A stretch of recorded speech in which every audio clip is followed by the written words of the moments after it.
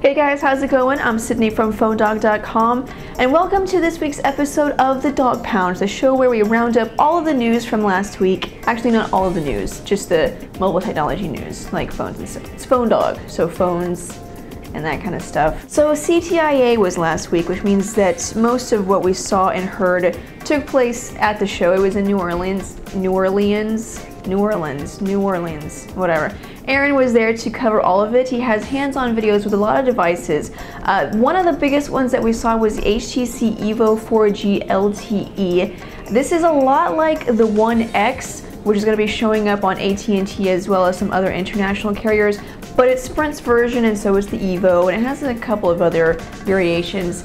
It has a 1.5 gigahertz dual-core Snapdragon S4 processor, an 8-megapixel camera, again the same image technology that HTC used with the One X and the One S, so you're going to get the burst shot, best shot, being able to take a picture while filming video, and all those cool features. It will be an LTE device, so this will be one of Sprint's first LTE phones on its brand new LTE network. Of course, I just said LTE like 5 times.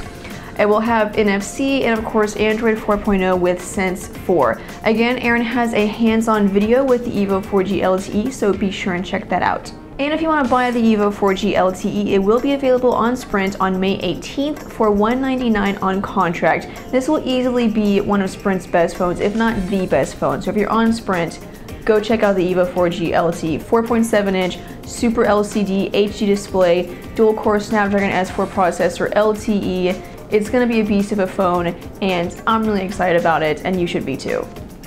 Along with that, Verizon unleashed the HTC DROID Incredible 4G LTE. Again, this phone is a lot like the EVO and the One X and the One S, except the display is a little different. It's a 4-inch QHD display, still Super LCD, and it will still have the dual-core Snapdragon S4 processor, except this one is clocked at 1.2 gigahertz. The Incredible 4G LTE will have an 8-megapixel camera and of course Android 4.0 to go along with Sense 4, and it will be hitting Verizon in the coming weeks. Now, if you prefer a Windows Phone, we did see a new Windows Phone device from Samsung at CTIA, the Samsung Focus 2. It will be hitting AT&T for $49 on contract, which is a pretty freaking awesome deal.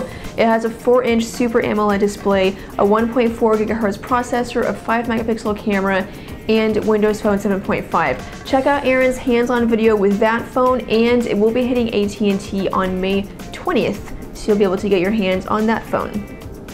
Let's move along to our segment called Where's My Update? So we only have information on one update this week. It's for the HTC Sensation from T-Mobile. We just found out that this phone will get Android 4.0 on May 16th, which is in just a couple of days. The software updates will push Android 4.0.3 and Sense 3.6 to the Sensation. You get a couple of cool features like resizable widgets, improved text input, improved battery life, and Android 4.0, which is really just enough. So keep checking your phones to see if you get that update on May 16th. And that has been this week's segment of Where's My Update? So we're all looking forward to the new iPhone. Actually, no, we're not all looking forward to it, but there are some people who are really looking forward to the new iPhone. And we're hearing that along with a new phone, Apple could also debut its own mapping service. That's a report from 9to5Mac. Over the past couple of years, Apple has made several acquisitions that could help them to build their own mapping service, and they might actually be doing that right now. Supposedly, it will look a lot like Google Maps, but it will be cleaner, faster, and more reliable. And hopefully it will also add turn-by-turn navigation to the iPhone, considering it's 2012 and that's kind of a standard feature.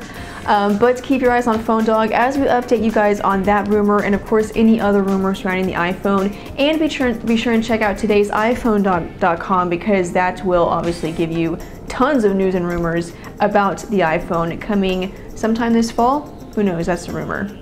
So that's it for this week's episode of The Dog Pound. I hope you guys enjoyed it. Keep in mind that all of the news articles that I talked about are in the description below the YouTube video with links, so you can look at those if there's a story that you want to read more about. But that's it for me. I'm Sydney from PhoneDog.com, and I will see you guys later. Bye. Boom.